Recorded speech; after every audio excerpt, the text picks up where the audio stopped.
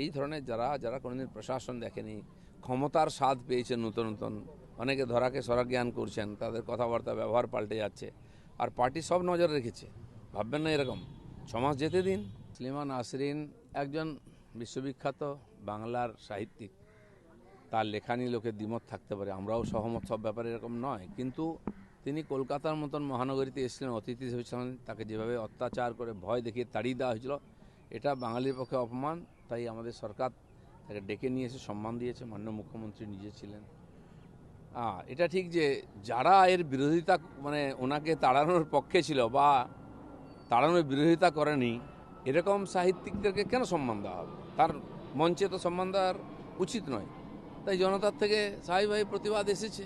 কারণ এই যে সেকুলারিজমের নামে যারা বড় কথা বলতো বাঙালির নামে, তারা এই বাঙালি তসলিমা কি বাঙালি নন?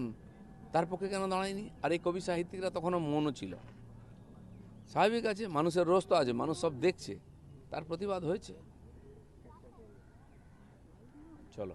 বরকতি সাহেব তিনি গতকাল বলেছেন যে নবীকে অপমান করেছিল এই তসলিমা নাসরিন, সেকালে বিমান বসুকে বলেছিলাম, কিন্তু আমি যদি আজ যেতাম, শরীর ভালো থাকতো, তাহলে আমি যেতাম এবং আমাকে কেউ আটকাতো, আমি যদি চলে যেতাম তাহলে কি হতো? তাহলে বরকতি সাহেবের এই মন্তব্য সম্পর্কে আজকে আপনি কি বলবেন? বরকতির কথা ভুলে যান। আমি বলেছিলাম লুঙ্গি খুলে পাকিস্তানে পাঠিয়ে দেবো বরকতিকে। দম আছে করার? যা করে নিয়েছেন। আপনাদের এই ধরনের অসভ্যতার জন্য পশ্চিমবাংলা অনেক বদনাম হয়েছে, এবং যে রাজনৈতিক নেতারা বা সরকার এদের এই মৌলবাদী চিন্তাভাবনাকে প্রশ্রয় দিয়েছিল, তাদেরকে লোকে বিদায় দিয়েছে। সেজন্য আল্লাহকে দোয়া মাঙুন, ভালো থাকুন।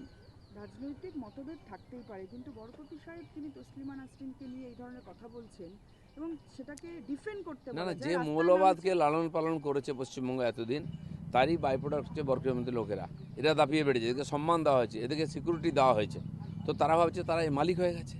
ভুলে যায় না যেন যে বাংলায় পরিবর্তন হয়েছে, মানুষ তাদের ডিসিশন নিয়েছেন, তাকে সম্মান দিতে শিখো। তাকে ডিফেন্ড করতে, এই বক্তব্যকে ডিফেন্ড করতে রাস্তায় নামছে বাম নেতারা। বাম নেতারা কাকে ডিফেন্ড করেছেন? বরকতিকে। সাহেবকে। এর আগে বরকতি যখন উল্টোপাল্টা স্টেটমেন্ট দিত, বাম নেতারা কখন তার বিরোধিতা করেছেন? তখন তার সহযোগিতা নিতেন, তার আশীর্বাদ নিতেন। এখন এই ভণ্ড তপস্বীর মতো এসব করছেন কেন? মানুষ ভুলে যায়নি কিছু।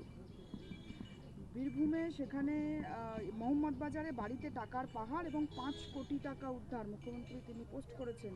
এবং এর আগেও দেখা গিয়েছে বীরভূমে মাফিয়ার বাড়িতে টাকা উদ্ধার হয়েছে, কোটি কোটি টাকা উদ্ধার হয়েছে। হ্যাঁ, দেখুন, এই ধরনের মাফিয়া যত গরিব জেলা আছে সেখানে যত বড় বড় মাফিয়া আছে। পশ্চিমবাংলা যে পিছিয়ে আছে, কিছু জেলা যে গরিব আছে, তার কারণ হচ্ছে ওখানকার সম্পদকে লুট করেছে কিছু লোক এবং সরকারি সহায়তায় করেছে। তো আজকে সরকার সমস্ত তদন্ত করছে, আর সে সম্পদও বার করা হবে এবং যোগ্য জায়গায় তাদের পৌঁছে দেওয়া হবে। কেউ আইনের বাইরে নয়, ধীরে ধীরে সবার কাছে সরকারের আইনের হাত পৌঁছবে।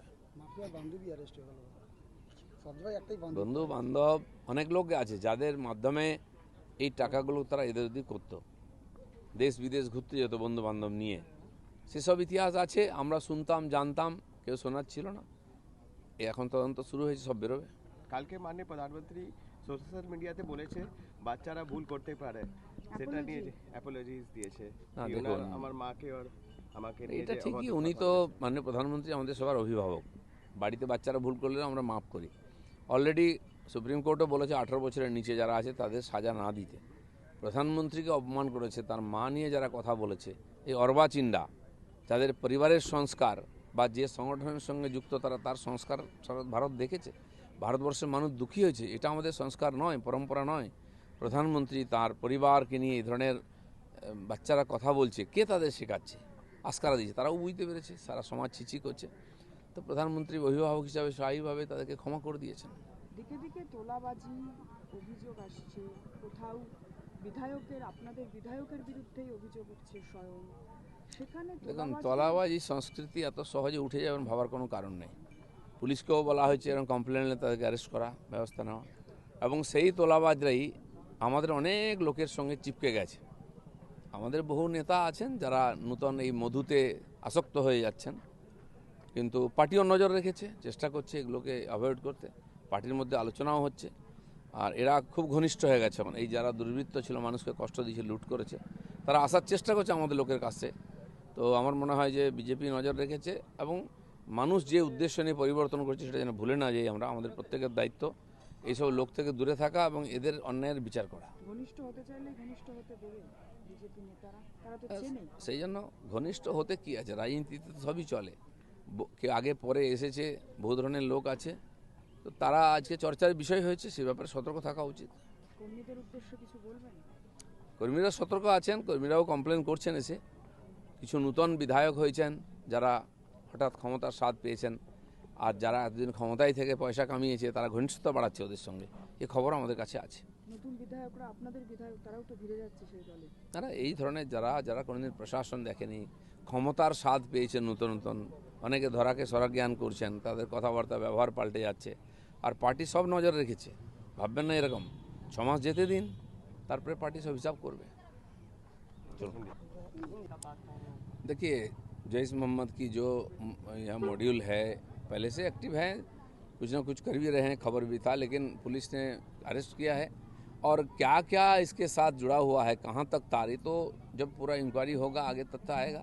अनुमान के आधार पर, संदेह के आधार पर बहुत कुछ बातें बोला जा रहा है, इससे भी भयंकर कुछ हो सकता है। पर एसटीएफ ने कहा है कि पूरी पाकिस्तान से ये ऑपरेट किया जा रहा था, जो पाकिस्तान से बोला जा रहा था जैश मोहम्मद के लीडर की तरफ से, वो ये हामिद मोंटल बिल्कुल सही है। पाकिस्तान का तार अभी क्या है कि जो इलेक्ट्रॉनिक्स माध्यम हो गया है, सोशल मीडिया, इंटरनेट हो, इसके माध्यम से आसान हो जाता है संपर्क करना, और उसी का माध्यम से ही पुलिस ने उसको पकड़ा है। दुबई के साथ उसका कॉन्टैक्ट, पाकिस्तान के कॉन्टैक्ट, तो इसको एकदम जल्दी से बंद कर देंगे, ये सब आ जाएगा, ऐसा नहीं है। अब पकड़ा गया तो उसी के माध्यम से इंक्वायरी होगा और तह तक पहुंचने का प्रयास करेगा पुलिस। कल 300 से ज़्यादा लोगों को नागरिकता दिया गया है, जहाँ से 12,000 मथुरा समाज के हैं, मुख्यमंत्री खुद अपने हाथों से बांटेंगे। जो SIR हुआ है, उसके पहले CA हुआ था, इसके बाद CA का जो उद्देश्य था, ऐसे बांग्लादेश, पाकिस्तान, अफगानिस्तान से आए हुए जो हिंदू हैं, सिख है, संख्यालघु लोग, उनको नागरिकता देना। वेस्ट बंगाल गवर्नमेंट उसको लागू नहीं किया था, उसका सुविधा नहीं मिला था यहाँ के लोगों को, तो अब मिलेगा। सरकार ने वो काम शुरू कर दिया है, पूरा प्रोसेस जारी है। नागरिकता की बात से पुरानी बातें याद आती हैं, जहाँ पर CA NRC को जो बात उठी थी, जब केंद्र से बोला गया था, तब यही जब मुख्यमंत्री ममता बनर्जी थी, तो उन्होंने कहा था कि कोई अगर ये करता है प्रोसेस तो उनको नागरिकता छीन ली जाएगी। राज्य की नहीं, अब तो उनके कहने से कुछ नहीं होगा। देखिए, सेंसस लागू होने नहीं दिया, 15 साल के बाद सेंसस हो रहा है पूरा देश में। पिछले साल 25 में जून से शुरू हो गया था, और अभी बंगाल में लागू होने नहीं दिया, क्योंकि ये जो फर्जी वोटर्स 91 लाख थे, इनको वोटर रखना, उन्हीं का वोट से जीतना, ये साजिश था। हमारा सरकार आया तो पहले ही मीटिंग से लागू कर दिया था। अभी सेंसस शुरू हो गया है, मेरे घर आकर के ऑफिसर मेरा भी और सेंसस का नाम लेके गए हैं, और 15 तारीख तक हर व्यक्ति अपना सेल्फ रिम्यूनरेशन कर सकते हैं अपने मोबाइल के द्वारा, और सब लोग उसमें शामिल हो, फिर घर आके बाकी वेरिफिकेशन होगा। तो इसलिए बंगाल में चालू हो गया है, कोई नहीं रोक सकता है जो नागरिक है, और ये जो डाटा आएगा ये आगे चल के हर काम में काम आएगा। कॉकरोच के प्रोटेस्ट के समय जो युवा जो जेनजी ने गाली दी थी प्रधानमंत्री को, आज वही युवा सोशल मीडिया पे अपने सॉरी कह रहे हैं प्रधानमंत्री जी को। देखिए, युवाओं को, विद्यार्थियों को भड़काना बहकाना बहुत आसान है, और यहाँ जो आंदोलनवादी लोग हैं, कम्युनिस्ट हैं, ये बार बार ऐसा काम करते हैं, और विदेश का भी हाथ रहता है इसमें, सैकड़ों करोड़ रुपया आता है, और इन बच्चों को भड़काया जाता है। देखिए, इधर कोई धरना दे रहा है, लाठी खा रहा है, कोई 5 स्टार में पार्टी कर रहा है, ये सब तो एक्सपोज हो गया ना। तो जो बच्चे इनके बहकाव में आए थे और इस प्रकार गलत काम किए थे, उम्र कम है, कोर्ट ने भी उनको माफ़ी किया है। माननीय प्रधानमंत्री ने जिनको टारगेट किया गया था, उन्होंने खुद माफ़ी किया कि वो अभिभावक हैं सबका। तो मुझे लगता है कि जो इनके पीछे थे ये सब कराने में, उनको पकड़ना चाहिए। कॉमनवेल्थ गेम्स में दादा भारत ने 10 स्वर्ण पदक जीता है, क्या बोलेंगे? पिछले 10 साल से देखिए, खेलकूद में भारत का ग्राफ ऊपर जा रहा है। खेलो इंडिया जो योजना लाया है सरकार ने, उसमें गांव-गांव से, स्कूल कॉलेज से लेकर बच्चों को ट्रेनिंग दे करके तैयारी किया जा रहा है। नीरज चोपड़ा को गोल्ड मिला था, विदेश भेज कर उनको ट्रेनिंग किया था, और आज कुश्ती है, बॉक्सिंग है, जहां परंपरागत हमारा अच्छा था और भी अच्छा हो रहा है। तो खेलकूद भी एक मापदंड है कि देश की प्रगति हो रही कि नहीं, उसमें भी पता चल रहा है कि देश आगे बढ़ रहा है। बहुत अच्छा पदक मिल रहा है हमारे स्पोर्ट्समैन्स को, और इसके लिए हम भी गर्वित हैं, उनको अभिनंदन है।